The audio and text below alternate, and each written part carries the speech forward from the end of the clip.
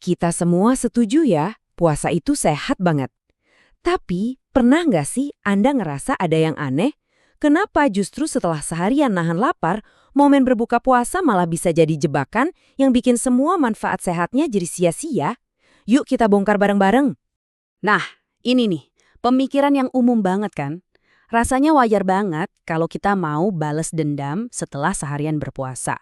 Pengen makan semua yang manis dan enak. Padahal, justru pola pikir bebas makan apa aja inilah yang jadi pintu masuk ke masalah yang akan kita bahas. Aneh banget kan?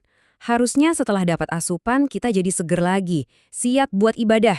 Tapi kok kenyataannya banyak dari kita malah jadi lemes, badan rasanya berat, dan ngantuknya bukan main. Sebenarnya apa sih yang terjadi di dalam tubuh kita?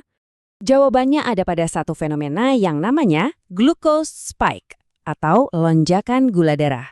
Inilah biang keladi di balik rasa lemas setelah berbuka puasa dengan cara yang kurang tepat. Jadi, glucose spike itu apa sih? Gampangnya gini, itu adalah kondisi di mana kadar gula dalam darah kita naik drastis, cepet banget. Coba deh bayangin, tubuh kita yang seharian lagi dalam mode tenang, tiba-tiba kayak disiram seember gula. Kaget kan? Nah, guncangan itulah yang terjadi. Coba deh lihat perbedaannya di sini. Kontras banget. Di sisi kiri, itu kondisi tubuh kita pas puasa. Santai, stabil, insulinnya rendah.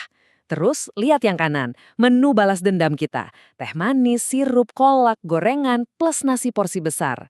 Ini tuh resep sempurna buat bikin tubuh kita shock. Tubuh yang tadinya tenang, mendadak harus kerja panik. Produksi insulin besar-besaran buat ngatasin banjir gula ini. Mungkin kita mikir, lemes dikit doang, nggak apa-apa lah. Tapi coba bayangin, kalau lonjakan gula darah ini kejadiannya berulang setiap hari selama sebulan penuh, wah dampaknya bisa jauh lebih serius daripada sekedar rasa ngantuk sesaat. Nah, ini dia, dampak jangka panjangnya kalau kita biarkan terus-terusan.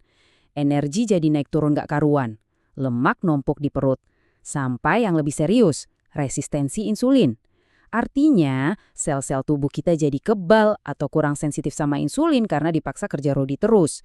Ini adalah gerbang utama menuju diabetes tipe 2. Jadi, rasa lemes dan ngantuk itu alarm dari tubuh kita loh. Oke, jadi solusinya gimana? Prinsipnya itu simple dan gampang banget diingat.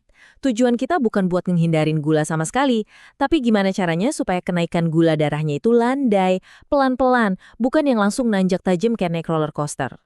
Tenang, ini bukan soal diet ketat yang menyiksa kok.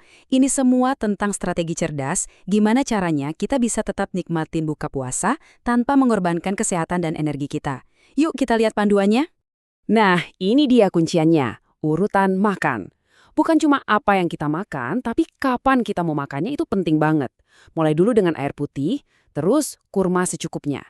Dan ini nih bagian paling penting, dahulukan sayuran atau sup. Kenapa?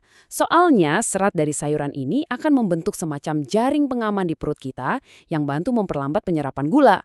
Kalau jaringnya udah ada, baru dia masuk protein dan yang terakhir, karbohidrat.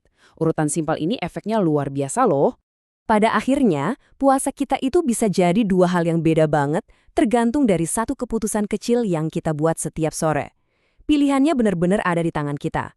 Mau berbuka dengan cara yang bikin lemas atau dengan cara yang bikin bugar dan fokus. Dan di sini kita bisa lihat rangkumannya dengan jelas.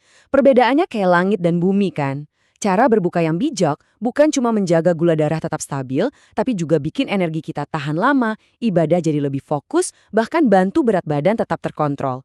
Manfaatnya nyata banget. Ini adalah poin paling penting yang harus kita ingat. Jangan pernah salahkan puasanya. Ibadah puasa itu sendiri luar biasa manfaatnya. Masalahnya murni terletak pada bagaimana kita mengakhiri puasa itu setiap harinya. Jadi, setelah kita tahu semua ini, pertanyaannya jadi simple banget. Dengan bekal pengetahuan baru ini, kira-kira menu berbuka Anda nanti malam mau dimulai dengan apa? Pilihan ada di tangan Anda.